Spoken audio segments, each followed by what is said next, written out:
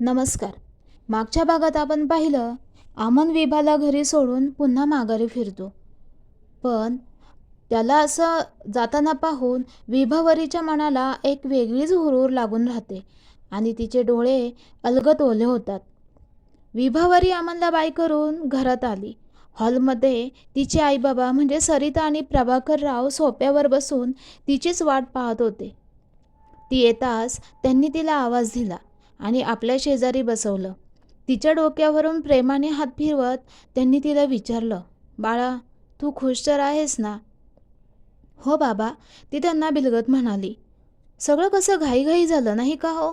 मध्येच सरिताताईंनी विषय काढला. हो ना, पण लग्न मात्र लगेच नाही हां.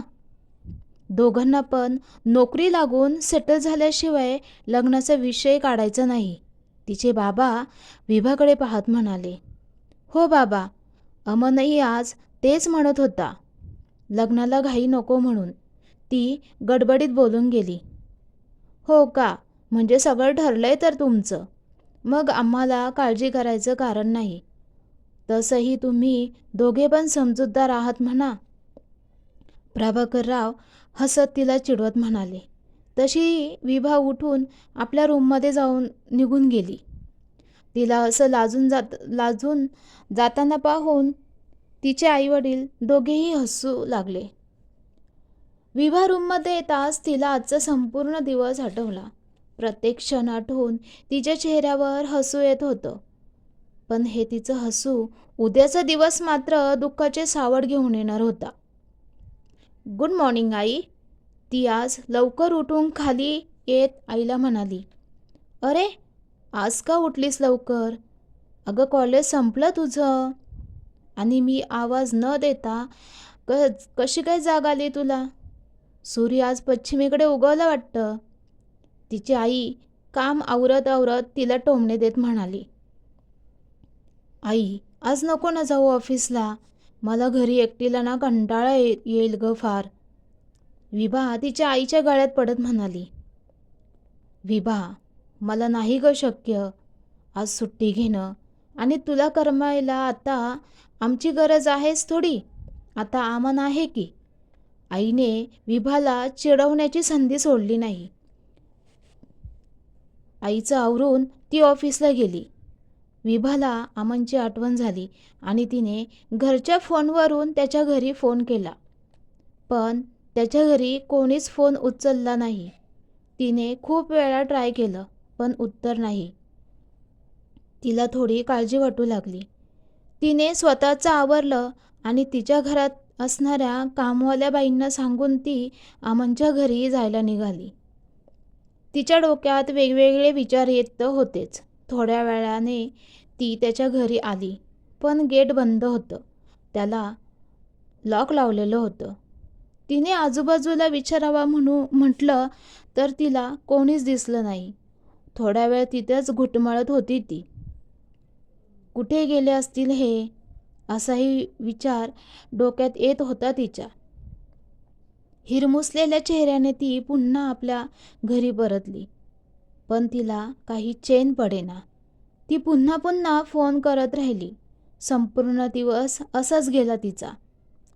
आईबाबांना पण आज थोडा उशीर झाला होता यायला.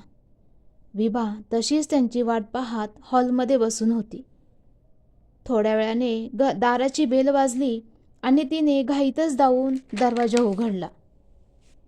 तर समोर एक अनोळखी व्यक्ती उभी होती. विभावरी नाईक आपणच का? त्या व्यक्तीने विचारलं. हो, पण तुम्ही कोण? मॅडम, मला ही चिठ्ठी तुमच्यापर्यंत पोहोचवायला सांगितली होती. कोणी? तिने घाईतच विचारले. अमन सरांनी. अमनचं नाव ऐकताच तिने घाईघाई ती चिठ्ठी घेतली. त्या व्यक्तीला आत यायला सांगितले, पण तो दारातूनच परत माघारी फिरला. विभा चिठ्ठी घेऊन पटकन आपल्या रूममध्ये गेली. तिने घाईघाईतच ती उघडली, पण त्यावर जास्त काही लिहिलेले नव्हते. फक्त 2च ओळी होत्या. त्याही कदाचित घाईतच लिहिलेल्या असाव्यात असं तिला वाचून वाटलं. विभाला तर काहीच सुचेना. तिने पुन्हा तो कागद उलटापालटा करून पाहिला, पण त्यावर एवढंच लिहिलं होतं, विभा, मी तुझ्यावर खूप प्रेम करतो आणि मी तुला धोका देणार नाही. माझी वाट बघ, मी पुन्हा नक्की येईल. म्हणजे हा गेला कुठे? आणि रात्री तर सगळं व्यवस्थित होतं, मग अचानक कुठे गायब झाला? आणि एकटा नाही तर त्याचं संपूर्ण कुटुंब कुठे गेले असतील हे, आणि कशासाठी? एक ना अनेक प्रश्न तिच्या डोक्यात घुमत होते. आता नक्की काय करावं हेच तिला सुचेना. ती एकटीच बसून कोपऱ्यात रडत होती. थोड्या वेळाने आई बाबा घरी आले. विभा आईचा आवाज ऐकताच ती तडकन उठली आणि घाईतच खाली आली. तिला रडताना पाहून आई वडील दोघेही काळजीत पडले. तिने रडतच तो कागद बाबांच्या हातात दिला. ते वाचून त्यांनाही धक्का बसला. काय हे? काय झालं? सरिता विभाला शांत करत तिच्या वडिलांना म्हणाली. त्यांनी तो कागद सरिताच्या हातात दिला. ते वाचताच त्याही घाबरल्या. चल आपण त्यांच्या घरी जाऊन येऊ, प्रभाकर घाई करतच विभाला आणि सरिताला म्हणाले. थांबा, आधी फोन तर करून बघा, त्यांनी विभाच्या बाबांना सुचवलं. नाही आई, सकाळपासून फोन करते, तोही कोणी उचलत नाही. आणि बाबा, मी त्यांच्या घरी पण जाऊन आले, गेट लॉक आहे त्यांचं, विभा बाबांकडे पाहत म्हणाली. थोड्या वेळ सगळे शांत बसले. कोणाला काहीच सुचेना. मग तिच्या बाबांनी मध्यस्थी असलेल्या त्यांच्या मित्राकडे जायचं ठरवलं आणि सरिताताई त्यांच्या घरी गेले. झालेला सारा प्रकार त्यांनी मित्राला सांगितला आणि त्याची चिठ्ठी पण दाखवली. खरं तर प्रभाकरच्या मित्राला सुद्धा ह्याची काहीच कल्पना नव्हती. असं अचानक कसं काय त्याचं कुटुंब गायब झालं, कुठे गेले असतील हा प्रश्न त्यांनाही पडला. ते तिघे पुन्हा एवढ्या रात्री अमनच्या घरी गेले. पण विभाने सांगितल्याप्रमाणे अजूनही गेटला लॉकच होते. घरातही अंधार होता, म्हणजे ते परत आलेले नव्हते. प्रभाकर आणि सरिता पुन्हा माघारी फिरले. त्या रात्री कोणालाही अन्न गोड लागलं नाही. विभा तर तशीच रडतच झोपून गेली. आई वडिलांचा जीव लेकीसाठी तुटत होता.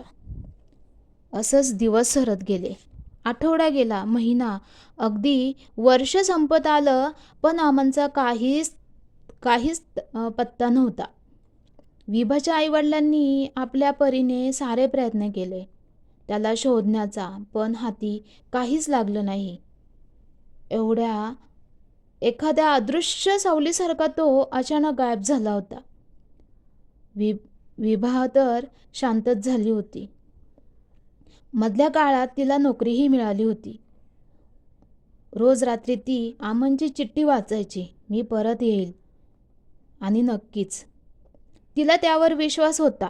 शेवटी 4 वर्षांचं प्रेम होतं त्यांचं. दिवस पुढे सरत होते आणि आता आई वडील तिला अमनला विसर आणि दुसरा मुलगा बघून लग्न कर असं सांगत होते, पण ती आपल्या मतांवरती ठाम होती. तो नक्कीच परत येईल ह्याची तिला खात्री होती. तिने स्वतःला कामात झोकून दिलं. मध्यंतरी तिच्या मैत्रिणीचं म्हणजे सानवीचं लग्न झालं. विभा आणि तिचं कुटुंब तिच्या लग्नाला गेले. तेव्हा सानूने पण तिला खूप समजवण्याचा प्रयत्न केला, पण विभावरीने मात्र तिचं काहीही ऐकून घेतलं नाही. सरिता आणि प्रभाकरला आता विभावरीची काळजी वाटू लागली. त्यांनी सर्व प्रयत्न केले तिला समजावण्याचे, पण तिच्यात काहीही बदल झाला नाही. अमनला जाऊन आता 5 वर्ष झाली होती आणि विभा अजूनही त्याच्या वाटेकडे डोळे लावून बसली होती. आई वडील शेवटी थकले तिच्या पुढे. असंच एका रात्री आईने विभाला जवळ बोलवले. विभा बाळा, आम्हाला तुझी काळजी लागून राहते ग. सरिता तिच्या डोक्यावरून हात फिरवत म्हणाल्या. विभा फक्त ऐकत होती. ऐक ना, तू आमची एकुलती एक मुलगी आहेस. आम्हाला नाही वाटत का तुझं लग्न व्हावं, तुझा संसार व्हावा. आमच्या पण काही इच्छा अपेक्षा आहेत ग. आणि आम्ही काय तुझ्या आयुष्याला पुरणार नाही ना. अगं, एकटीने कसं काय आयुष्य काढशील बाळा आमच्यानंतर. सोबतीला कोणीतरी हवं ना आपलं हक्काचं.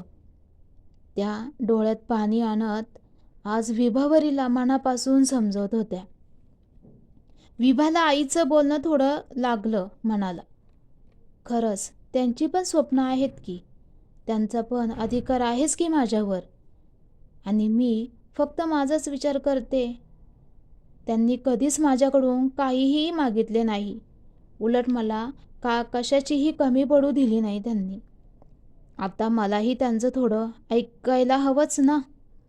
हा विचार करता करता ती आपल्या रूममध्ये आली. बराच वेळ ती खिडकीपाशी येऊन विचार करत होती. आणि तिला काहीतरी आठवलं. ते शब्द जो अमन आणि ती शेवटची भेट झाली तेव्हा तो तिला बोलला होता. तिच्या चेहऱ्यावर वेगळीच छटा आली. आणि तिने एक निर्णय घेतला.